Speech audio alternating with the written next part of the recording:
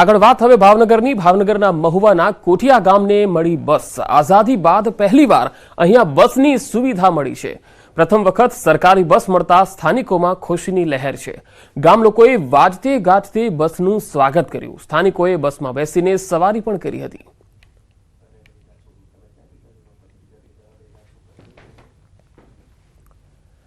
ભરૂચ શહેરના અયોધ્યાનગર ખાતે મુખ્ય માર્ગો પર ગટરના પાણી ફરી વળતા સ્થાનિકો પારાવાર મુશ્કેલીનો સામનો કરી રહ્યા છે। રોષે ભરાયેલા સ્થાનિકોએ મતદાન બહિષ્કારની ચીમકી આપી હતી। સાથે જ કોર્પોરેટરની ઓફિસે જઈ હલ્લાબોલ કર્યો હતો। ગટર લાઇનની સાફ સફાઈ તેમજ જાળવણી કરવામાં સત્તાધીશો બેદરકારી કરી રહ્યા છે। સોસાયટીમાં ગટરના પાણી ફરી વળતા સ્થાનિકો મચ્છરજન્ય રોગચાળો ફેલાય એવી ભીતિ સેવી રહ્યા છે। તાત્કાલિક ગટરની સાફ સફાઈ થાય અને સમસ્યાનું નિવારણ થાય એવી સ્થાનિકોની માંગ છે। વરસાદ આવે ત્યારે પહેલા પ્રોબ્લેમ થતો હતો, હવે વરસાદ વગર પણ પ્રોબ્લેમ થવા માંડ્યો છે અને નાના છોકરા, સિનિયર સિટીઝન હવે ઘરમાંથી બહાર નીકળવાનું અમને મુશ્કેલ પડે છે। હવે એનો કોઈ ઉકેલ પરમેનન્ટ નહીં આવે ત્યાં સુધી અમે કોઈ વોટ નહીં આપીશું। લાઇટ બિલ હોય કે અમે ગમે તે વસ્તુ પણ હોય તે ફટાફટ ભરી દઈએ છીએ। તો પછી આ છોકરાઓને શું થાય છે? આ વેકેશન પડશે, આ સિનિયર સિટીઝનનું શું કરવાનું? પછી અમારે પાણી તો કેટલું વાસ મારે છે અને મચ્છરનો પણ એટલો ઉપદ્રવ થઈ ગયો છે। જૂનાગઢમાં વિસાવદર બગસરા રોડ પર ચક્કાજામ થયો। રસ્તાના અધૂરા કામથી સ્થાનિક લોકોમાં રોષ છે। મોટા ભલગામના લોકો રસ્તા પર ઉતર્યા। કોન્ટ્રાક્ટરે કામ અધૂરું છોડી દેતા રોષની લાગણી છે। કામ પૂરું ન થાય ત્યાં સુધી રસ્તો બંધ રાખવા લોકો મક્કમ છે। રસ્તા પર પથ્થર મૂકીને રસ્તો બંધ કરી દેવાયો છે। સુરતના ઘોડાદરામાં એક અજીબોગરીબ ઘટના બની। શાળાના વિદ્યાર્થીઓએ કરી શાળાની છબી ખરડવાનો પ્રયાસ। ઘોડાદરા વિસ્તારની સ્કૂલના નામે ઇન્સ્ટાગ્રામ પર ફેક આઈડી બનાવીને શાળાના ટ્રસ્ટી અને શાળાને બદનામ કરવાનો પ્રયાસ થયો, જે અંગે સાયબર ક્રાઇમમાં ફરિયાદ નોંધાઈ હતી। જેથી સાયબર ક્રાઇમે આ અંગે તપાસ કરતા શાળાના જ 15 વર્ષના 2 વિદ્યાર્થીઓએ આ કરતૂત કરી હોવાની તપાસમાં સામે આવ્યું। શાળાના શિક્ષકોના ફોટા સાથે કેટલીક રીલ્સ બનાવી તેમાં અભદ્ર લખાણ કરવામાં આવ્યું। આ મામલે શાળાના બાળકોની સંડોવણી હોવાનું ખુલતા પોલીસ પણ ચોંકી ઉઠી। પ્રિન્સિપાલે આ મામલે કહ્યું કે બાળકો મોબાઈલમાં કઈ પ્રવૃત્તિ કરે છે તેનું ધ્યાન રાખવાની જવાબદારી તેમના માતા પિતાની છે। સારું આપણને જે સાંભળવું ન ગમે તેવું ગીત મૂકી દીધું અને અલગ ફેક એકાઉન્ટ ખોલ્યું અને પછી એમણે એમાં એ રીલ્સ મૂકી દીધી।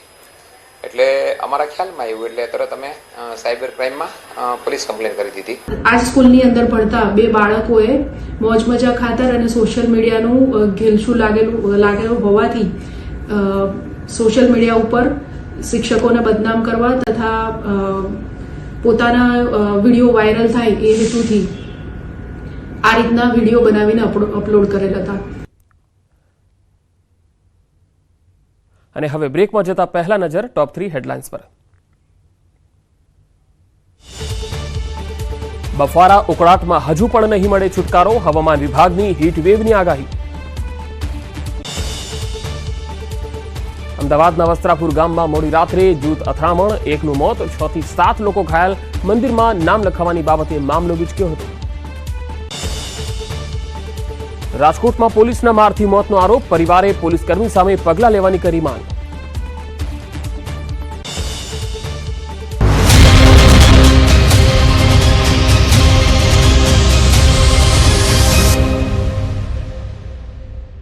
યાર ગેમ પૂરતા નથી। હવે આ તસવીર જુઓ। રાજકોટ વાસીઓના દિલ પર રાજ કરવા નીકળેલા પરેશ ધાનાણીને જુઓ। રાજકોટ બેઠક પર પ્રચાર દરમિયાન તેઓ હીરાની ઘંટી પર પહોંચી ગયા અને તે પણ હીરાને આકાર આપવા માટે। હીરાની પરખ ઝવેરીને જ હોય તેમ તેઓ હીરો ઘસતા ગયા અને જોતા ગયા।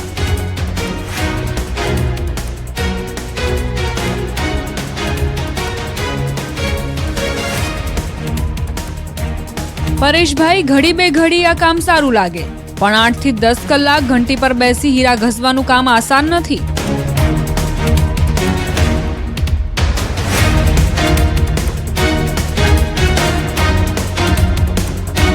જેટલું અઘરું કામ છે તેના કરતા અનેક ગણો ઓછો રત્ન કલાકારોનો પગાર છે। તો જાત અનુભવ બાદ રત્ન કલાકારોની સ્થિતિ સુધરે તેવો પ્રયાસ તો કરવો જ રહ્યો। Bureau report, news 18 Gujarati. બાપુ તમે તૈયારી રાખજો. હવે આવું કેમ કહેવું પડ્યું ગેનીબહેનને? ગેનીબહેને પોલીસને કેમ આપી ધમકી કે તમારે 58 વર્ષ સુધી કરવાની છે નોકરી? આવું જોઈએ.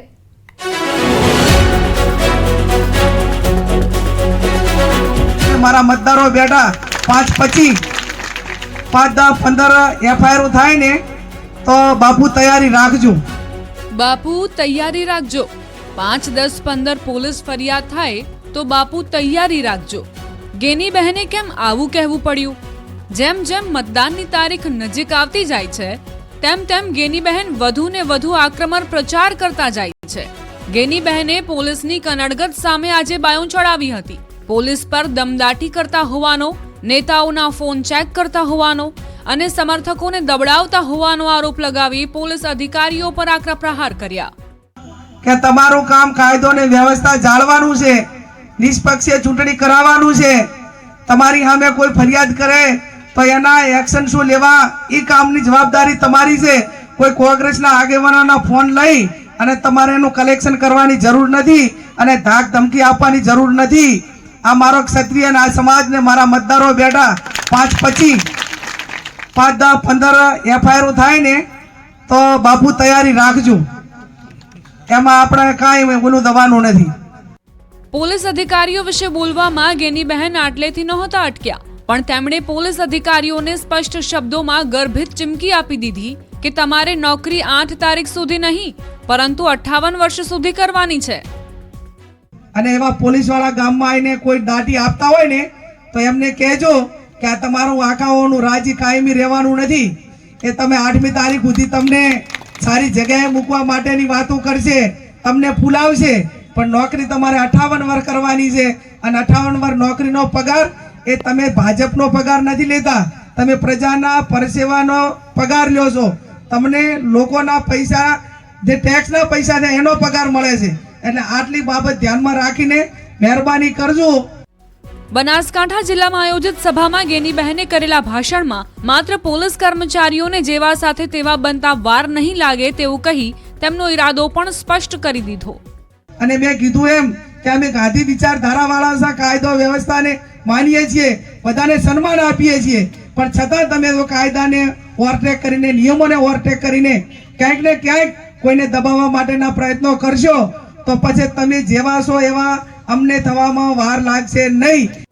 ગેની બહેનની સાથે સાથે શક્તિસિંહ ગોહિલે પણ મતદારોને પોલીસ અધિકારીઓ દ્વારા ધમકાવતા હોવાનો આરોપ લગાવાયો. મને અનેક મતદાતાઓનો ફોન આવે છે, સંદેશાઓ આવે છે કે એમને તંત્ર દ્વારા, ખાસ કરીને પોલીસ વિભાગ દ્વારા બોલાવવામાં આવે છે, ધમકાવવામાં આવે છે, મતદાન નહીં કરવા માટે કહેવામાં આવે છે, અથવા સત્તાધારી પક્ષને મતદાન થાય અથવા તમારી ટકાવારી ઓછી થવી જોઈએ